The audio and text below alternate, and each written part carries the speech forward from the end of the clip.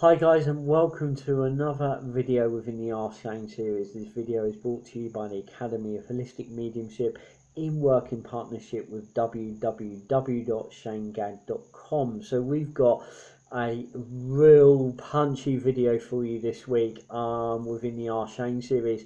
I'm really surprised that this video, this question hasn't come up previous. It is really thought-provoking, and it's one that I've been able to explore within some of the consultations I've done over the years, which is going to give me the insight and the conviction to share with you an answer to this, and also importantly some of the stories that have come up along the way, almost direct conversations that I've had with the other side of life. And I do not say that lightly within the consultations that I've served over the years.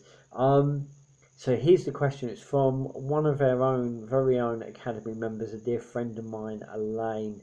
So I've got a question for your Ask Shane series. What do they do all day in spirit? Question mark. What do they do all day in spirit? Question mark.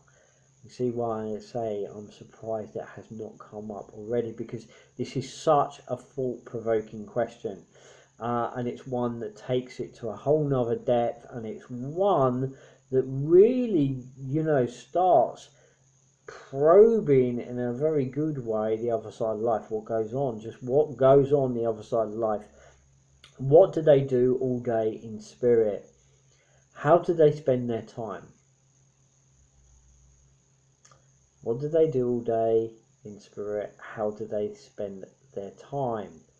Our days in this physical body are filled with mental tasks, life events, growing and aging, etc.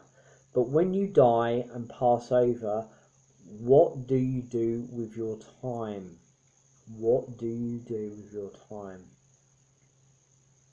I mean, I've often wondered this, and when my guides and team in spirit come up with answers or great words of wisdom, sometimes it grinds my gears, because it must be so easy for them when they have access to their journey and roadmap. But here on planet Earth, we travel blind and stumble around in the dark with no roadmap for reference. Alone. Now I've said that, I know we have an internal inbuilt sat-nav that guides us through life. We just don't always have it switched on or take the time to listen to that inner voice. Hehe, Elaine. Beautiful. So many great, wonderful points in there. As Elaine says, we travel blind and stumble around in the dark with no roadmap for reference. Alone, now I've said that, I know we have an internal inbuilt sat-nav that guides us through life. We just don't always have it switched on or take the time. I think we want to underline that, or take the time underlined to listen to that inner voice. And we also don't trust in it. We don't trust us in ourselves enough. That's another aspect of it. Profound question, Elaine. I'm going to absolutely love sharing this with you. So a couple of stories I want to share that at the time just really knocked me off my feet. So there's two. I think I'll start with the question I got asked within a consultation was, a lady was asking her husband what was it like as he passed. Is he okay? What was he like as he passed? And I got this immense sense of warmth rush at me as she asked that then surrounded me and her within the room. So whilst we're sitting there, I felt this rush of energy towards us that enveloped us with immense sense of warmth. It's like a blanket and within that blanket of warmth was a sense of love, as if he was projecting this sense of peace, this sense of calm, and this sense of love. And then I got the impression that he was beginning to answer her question. I got this feeling of him, without a doubt, leaving the body. There was this sense of euphoria, this sense of lightness, this sense of all anxiety, all physical pain, all stress began to kind of just fall away from the body. And I could, for moments, for microseconds that maybe was longer, 9 or 10 seconds, maybe a little bit longer, had this feeling of all that kind of heavy awareness that we experience being this side of life just fall away, as if it was dissolving and just kind of literally falling away. And I got this feeling of euphoria, this feeling of lightness, this feeling of all worries, concerns just dropping away. And then I got this feeling of movement. There was this feeling of just flotation and movement, as if I was lifting up out of my body, which really profoundly at the time really moved me and touched me, because afterwards I thought, I've just experienced, really honoured and blown away to experience that gentleman's passing. But he also turned to me and said, Shane, don't forget, this is how it feels when you pass. And that really touched me, because I thought to myself, I love life. I love being here, and there's so much I want to do. There's so much yet to be done. But it changed, having the belief that I do in known spirit contact us. I have a very firm belief that it's not the end, but this really gave me a sense of this is what it's like as you pass, as you leave your body. And I thought, well, that takes away any kind of doubt or fear. That left an impression. It touched me in a very physical way. And I thought, that's incredible. This feeling of lightness, this feeling of flotation, and this immense, the whole of my awareness inwardly was filled with light, this brightest of light. And people said that, people have said, that there's this just, had NDE, a near-death experience, have said they've seen immense light. And I know that there's times when I've gone into a very deep meditative state that I've seen that bright white light.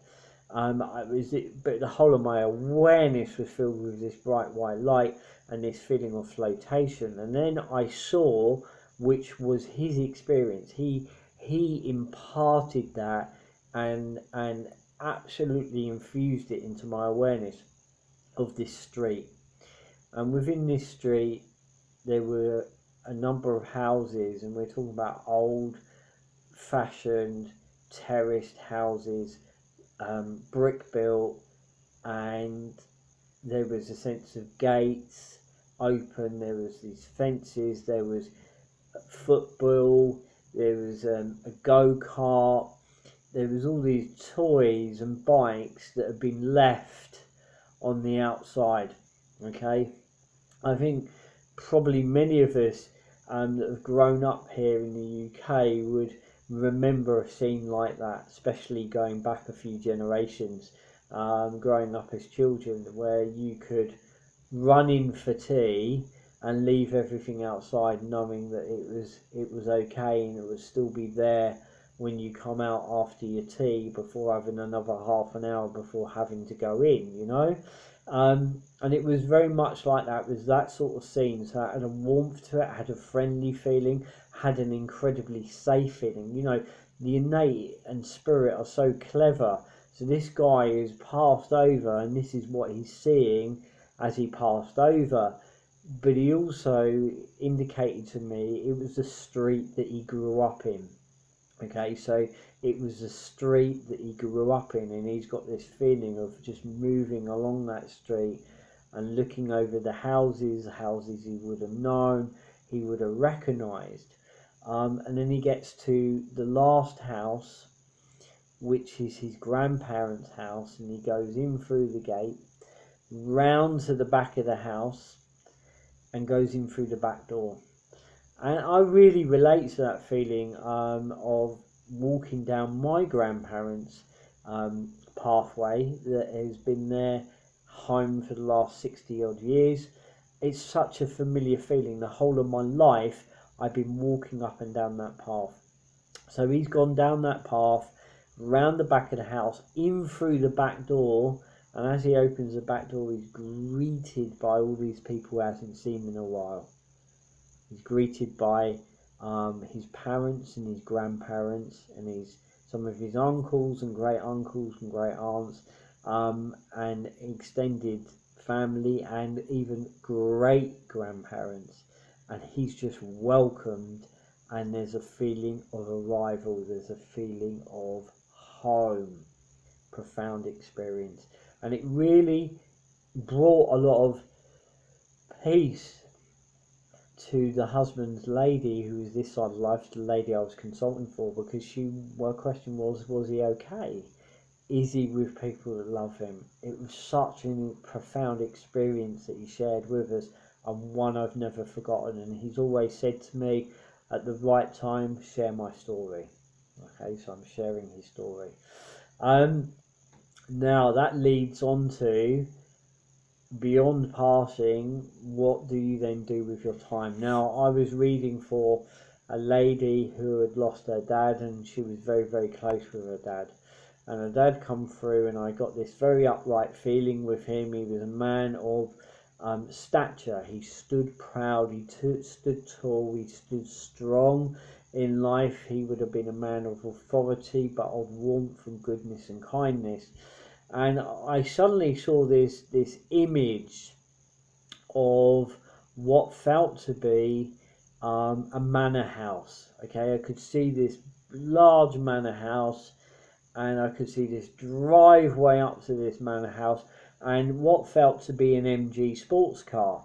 And I'm describing that to her, and she's like, my word, yes, that's my dad, and yes, that's his car, and he loved manor houses. I'm like, well, that's profound. I said, but I see him inside of this manor house. She said he loved manor houses, he adored manor houses. I said, but he's telling me that he's not sitting idle this side of life. He's not sitting idle this side of life. He's busy. And she's like, busy doing what? What's he doing? What do they do the other side of life? Okay, like Elaine's question. Wonderful question, Elaine. What do they do? What is he doing? I said, well, I can see him in this manor house, and he's sitting, and there's a circle of chairs. And then I got this impression that in life he was a mentor. And I said to her, was he a mentor or a teacher in life? She said, yeah, he was. He also mentored, and this is really, really important, okay, and it's going to really bolt together for you at the end. He would mentor and teach people to fly. Okay, think about that as symbology. He would mentor and teach people to fly. Okay, I said, but I see him sitting in this circle. I said, yeah, he's mentoring people. And then I knew without a doubt what he was doing. He was mentoring people that had passed over through suicide. Okay, now that is not to be underestimated, how traumatic that can be for those that pass with suicide, because I remember consulting for a lady many, many years ago, lost her husband suddenly and very tragically. I'm not going to go into details, but very suddenly and very tragically. But one of the things that he said to me was that he was in immense pain this side of life, and he believed that bring it to an end was going to be an end. Okay, bring it to an end was going to be an end. Okay, it was done, it was over, no existence. But he said to me, death is like a blink of an eye. You're here 1 minute, you're gone the next, and you're still here. Then imagine seeing the pain of your loved ones, of what they're going through. Okay, he was at the time quite really horrified by that, and for some time, and it was a couple of years in the process of me consulting her every 3 to 4 months. It was like we entered a journey of therapy, and we moved her forwards. They exchanged conversations. She went through the sense of absolute loss, kind of devastation, to anger, why the hell did you do what you done, to finding that sense of acceptance, finding that sense of peace. And then later she come to me, probably a year then later, 18 months later, out of the blue, and I knew that she was about to get remarried, because his words were, "You have my full blessing." It was a beautiful and profound story. But it was an absolute journey, and I had the inkling of the insight that he was being counselled that side of life. So here I am, seeing this gentleman in this manor house, sitting in a circle of chairs with people that have passed very tragically, very suddenly, very traumatically, who have passed through suicide, and there he was counselling them. Okay, he was helping them understand, process, and heal the journey. And then later I saw him, and this is what validated it and confirmed it. Later I saw him retreat into a study within this manor house, and he's sitting there and he's smoking, and he's sitting with another gentleman who I felt it to be a very, very good friend. And they were drinking port, I believe it was.